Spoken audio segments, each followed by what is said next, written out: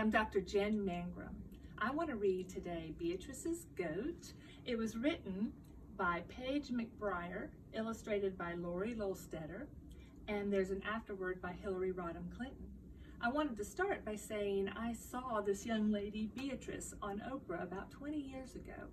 This is a true story, and I think it's a great story because it reminds us how important school is, education is, and how lucky we are here in North Carolina. It's called Beatrice's Goat.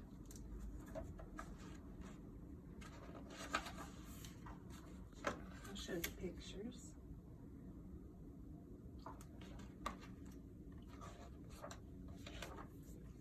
If you were to visit the small African village of Kasinga in the rolling hills of western Uganda, and if you were to take a left at the crossroads and follow a narrow dirt path between two tall banana groves, you would come to the home of a girl named Beatrice. Beatrice lives here with her mother and 5 younger brothers and sisters in a sturdy mud house with a fine steel roof. The house is new, so is the shiny blue wooden furniture inside. In fact, many things are new to Beatrice and her family lately.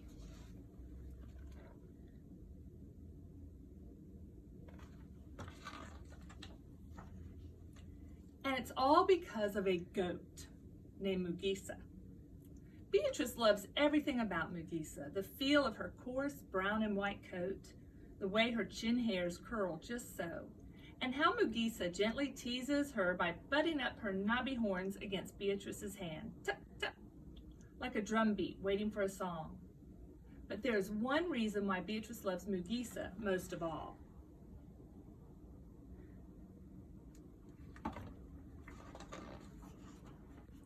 In the time before Mugisa, Beatrice spent her days helping her mama hoe and plant in the fields, tend the chickens, watch the younger children, and grind the cassava flour that they would take to the market to sell.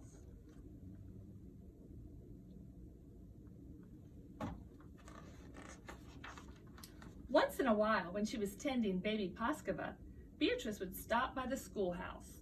Often the students had carried their long wooden benches outside to work under the cool shade of the jackfruit trees.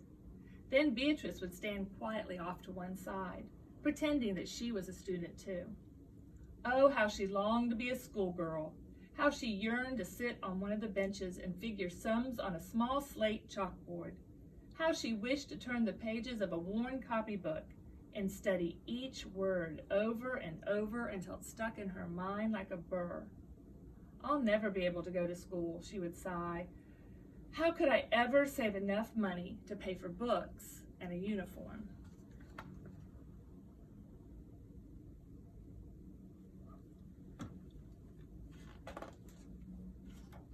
One day while Beatrice was busy pulling weeds, Mama came to her with dancing eyes. Beatrice, some kind-hearted people from far away have given us a lucky gift. We are one of 12 village families to receive a goat. Beatrice was puzzled. A goat? What kind of gift was a goat? It couldn't get up each morning and start their charcoal fire for cooking. It couldn't hike down to the stream each week and scrub their dirty clothes clean. It couldn't keep an eye on Grace, Moses, Harriet, Joshua, and Paskava. Her long fingers tugged patiently at the weeds. That's very nice, Mama, she said politely.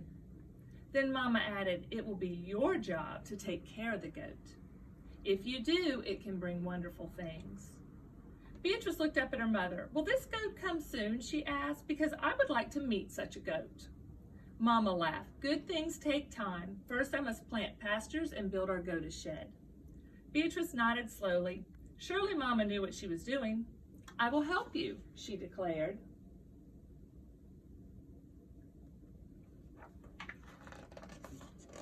For the next few months, Beatrice worked harder than ever. She helped Mama collect the post for the shed walls, then lashed the post together with banana fibers.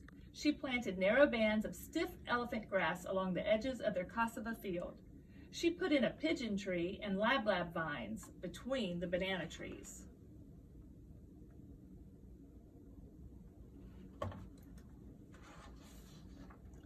Finally, one day, Beatrice's goat arrived, fat and sleek and ripe as a mango. Beatrice stood shyly with her brothers and sisters, then stepped forward and circled the goat once. She knelt close, inspecting its round belly, and ran her hand along its smooth back. "Mama says you are a lucky gift," she whispered. "So that is what I will name you, Mugisa," which means luck. 2 weeks later, Mugisa gave birth. It was Beatrice who discovered first one kid, and then to her surprise, another. "Twins!" she exclaimed, stooping down to examine them. "See that, my Mugisa? You have already brought us 2 wonderful things."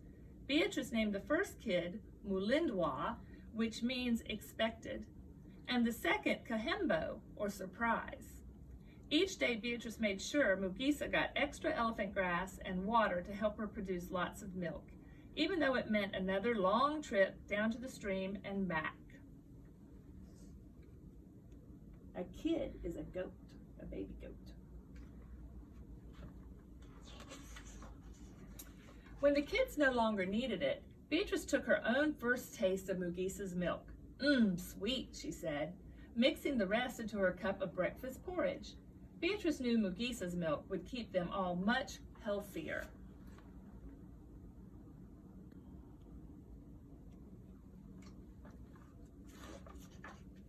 Now, each morning after breakfast, Beatrice would head off to the shed to sell whatever milk was left over. "Open for business," she would say, in case anyone was listening. Often she would spy her friend Bunane coming through the banana groves. "Good morning, Beatrice," Mugisa expected in surprise, Bunane would always say. Then he would hand Beatrice a tall pail that she would fill to the top with Mugisa's milk. When Beatrice finished pouring, Bunane would hand her a shiny coin, and Beatrice would carefully tuck the money into a small woven purse at her side.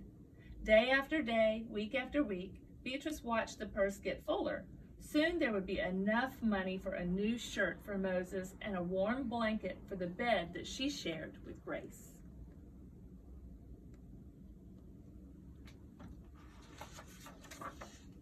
One day, Beatrice returned from collecting water and noticed Mama frowning and counting their money in the woven purse.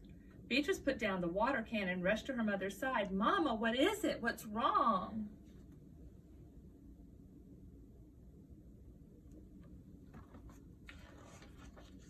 As she looked up, Mama's frown turned to a smile. "I think," she said, "you may just have saved enough money to pay for school." "School?" Beatrice gasped in disbelief. "But what about all the other things we need?" "First things first," Mama said. Beatrice threw her arms around her mother's neck. "Oh, Mama, thank you." Then she ran to where her goat stood chewing her cud and hugged her tight. "Oh, my Gisa," she whispered, "today I am the lucky one. You have given me the gift that I wanted the most."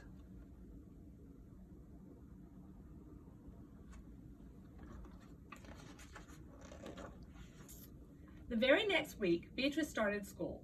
On the first morning that she was to attend, she sat proudly waiting for milk customers in her new yellow blouse and blue jumper, Mugisa by her side. Beatrice felt nervous and excited at the same time.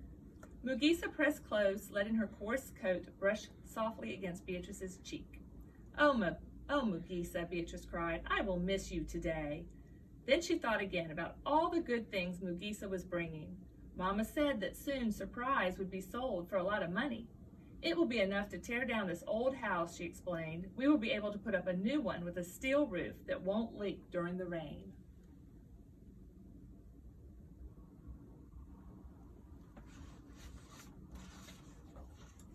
Beatrice heard a rustle and noticed Bunane heading toward her with his empty milk pail. He eyed her new uniform and sighed. "You're so lucky. I wish I could go to school." Beatrice reached out and touched Bunane's arm. "I've heard that your family is next in line to receive a goat." A smile crossed Bunane's face. "Really? Really?"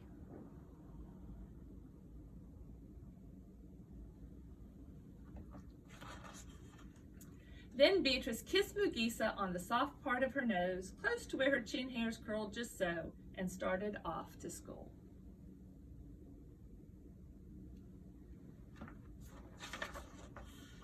And this is the afterword by Hillary Rodham Clinton. Several years ago, Heifer Project International, an organization I have known and admired for a long time, invited Paige McBriar and Lori Lostetter to East Africa to research a children's picture book. Beatrice's goat, a true story about a 9-year-old Ugandan girl, is the result of that trip. It's a heartwarming reminder that families, wherever they live, can change their lives for the better. To do it, they need 3 things: resources, training, and community support. Through Heifer Project, Beatrice's family received all 3. They received a goat that provided nutrition and income, knowledge of how to care for this precious gift without harming the environment, and a supportive community that looks forward to sharing the benefits as Mugisa's offspring multiply and are given to an ever-widening circle of families. Now that Beatrice and her brothers and sisters have milk to drink, they are no longer malnourished. The steady income from the sale of the extra milk has allowed Beatrice to attend school for the first time, as well as assuring her family that there will always be money to buy badly needed medicine, clothing, and supplies. Soon, another family, and then another will enjoy these same benefits. In my travels across this country and around the world, I have seen that there are too many children who lack the opportunity to grow up with good health, a quality education, and a hopeful future. The story of Beatrice is an invitation to all of us to support those efforts that provide resources, educate families, and lift community spirits. I hope that you enjoyed hearing Beatrice's goat, and it will help you think about your future and what you can do with a good education with lots of love and support in your community. Thank you.